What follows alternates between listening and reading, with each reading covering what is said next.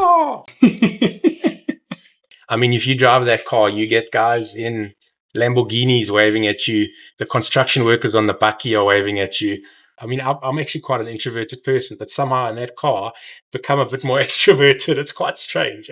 It like changes my personality a little bit. The steering wheel is quite interesting because it's got the indicators actually in the middle of the steering wheel. So it's very different. He's what, like 6 foot or something? And he's literally has to kind of sit sideways. It's definitely not it's not for tall people.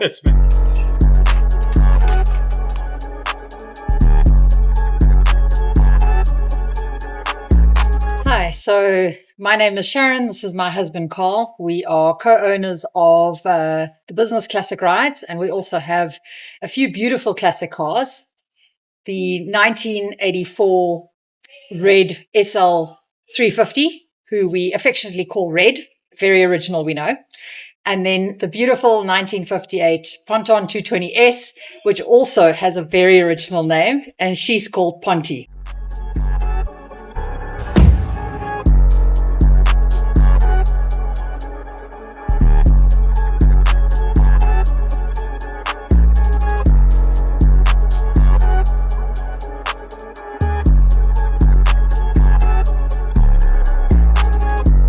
What can I tell you about the Ponty? So she is got a straight six. It is a double carburetor. It's roughly 100 horsepower. Got a vinyl interior. The interior is original. The paintwork was resprayed about 20 years ago, but it's actually been done. It's quite nice. It's still looking good. Although black cars, they always, show every speck of dust. So the minute you don't polish that thing and cover it, there's always a bit of dust there. But yeah, she goes really well, and yeah, really nice car. Red is a V8 380 SL, so 3.8 liter engine, fuel injection, and it's got some zip. I mean, it's not a race car like a Porsche. It's what they call like a roadster. So it's quick for its age.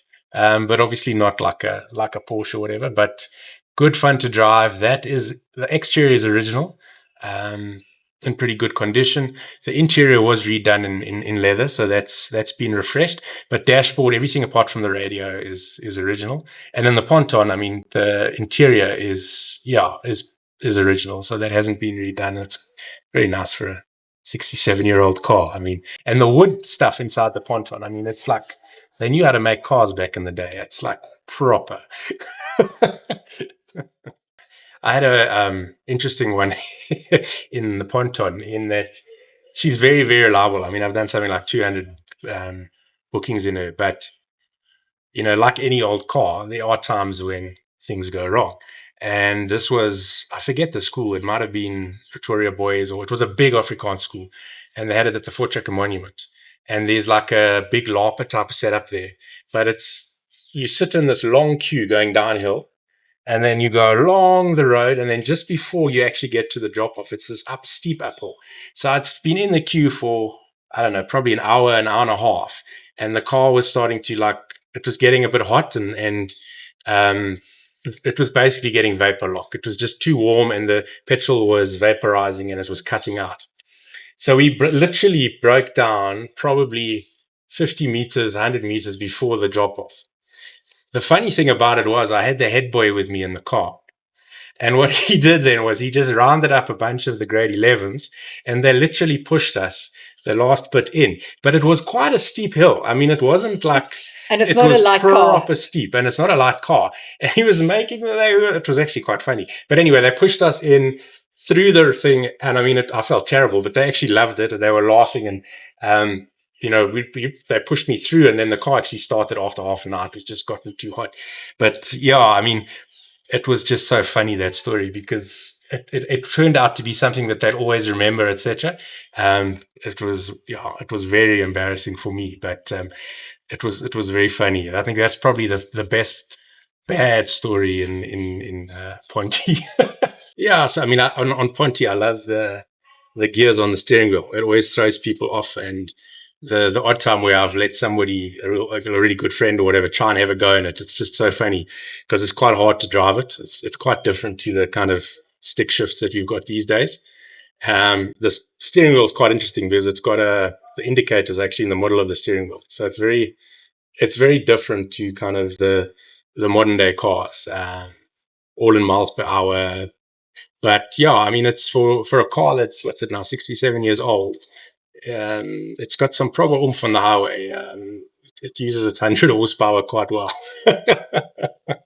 The red one, the SL, it's a V8 380 SL, so it's actually 3.8 liter engine. Also, lots of fun. It's so strange the way, like most cars, you sit kind of in the middle. The bonnet of this thing is huge and the boot is tiny. So you're kind of almost sitting in the back of it. So it's quite a different experience. And generally you feel like people are right behind you because of how close you are to the boot. But it's really fun to drive that one. And especially with the top down, it's really, it's quite exciting to just cruise around. Yeah, it's got lots of power. The one thing that I find quite a lot of fun is because it's a sort of a sports car, a lot of the time the people who hire it will be sort of matriculants. They'll hire it for their matric dance. And being gentlemen, when the car arrives, they'll say to their date, you can sit in the front. However, sometimes they'll be 6'4" rugby players. And it's pretty funny seeing them squeezed in the back seat because whilst it can take two passengers, it's definitely better with somebody a little bit more petite in the back. So it's great fun saying to them, I think you better sit in the front, and then watching them get really uncomfortable as their date sits in the front and they try and get into the back.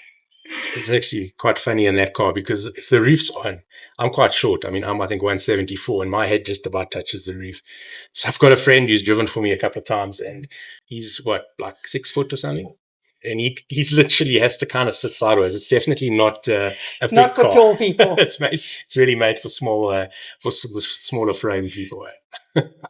So I won't drive the black ponton because I don't have the confidence in terms of the gear change and the handbrakes and all the quirks that make it such a wonderful car. But if I had to choose between them and give one up and keep one, it would still be the ponton.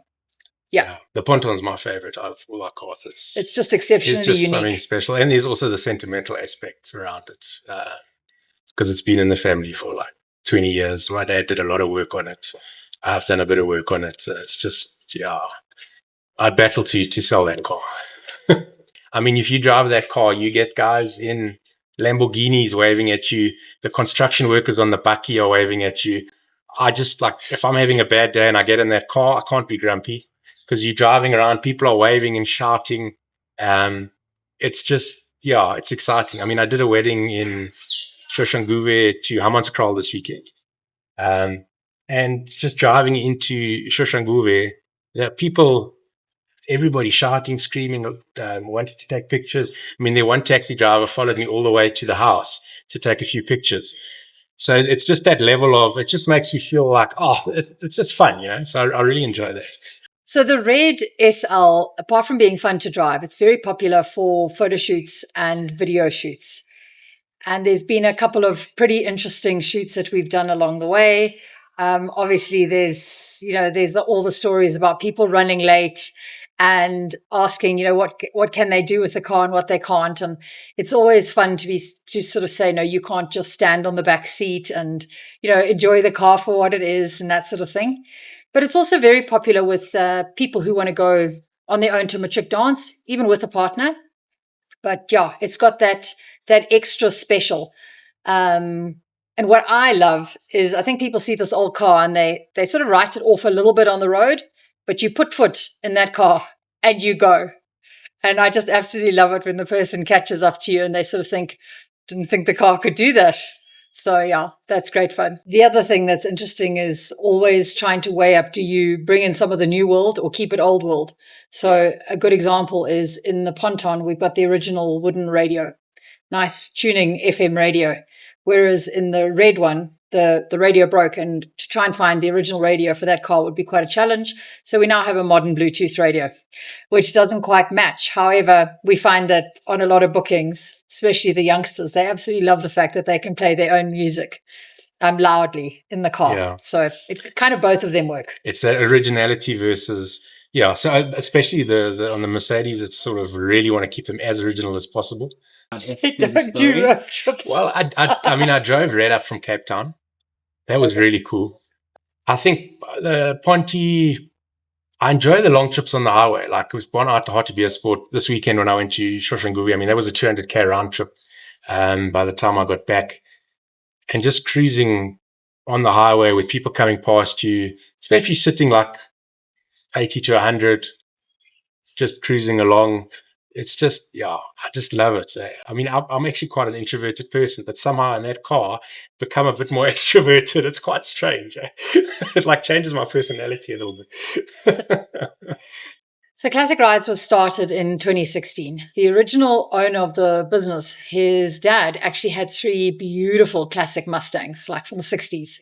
And they wanted to hire them out, and this website got started. It wasn't anything like it is today. A lot of work has been done on it. And then in 2020, with COVID and not much to do, the owner, who's a data scientist, fixed up the website and automated everything. So the whole website runs on pretty amazing technology. And we bought the business. And it's been an absolute joy. I think the one thing that I love about being involved in a business that is with classic cars is it's really hard to find a classic car owner who isn't a nice person. I can't explain that, but it just seems to be the type of people who buy those cars are just genuinely nice, engaging people. They have time for you. They want to chat about their cars, and they take a huge pride in the car. So I feel like I'm being a bit biased saying this, but I think the one thing that sets Classic Rides apart from some of the other businesses that do car rentals is the fact that we've got a happy medium between combining the tech side of things and having a personal touch. Yeah, and I mean, the only other thing to say is maybe that if there is anybody who watches this who has an old car and is keen to, earn an income out of it, have a look at the website, www.classic-rides.co.za. It's very user-friendly. There's a section there that tells you how it works, and reach out. It's a nice way to get a little bit of income for the cars. And if anybody wants to hire a vehicle, also have a look. There's a huge selection. I think, as you said, there's about 250 cars across the country, bulk of them here, Cape Town and Durban. But yeah, check it out. KaCar! Special cars for special occasions. How hard is that? It's 5 words.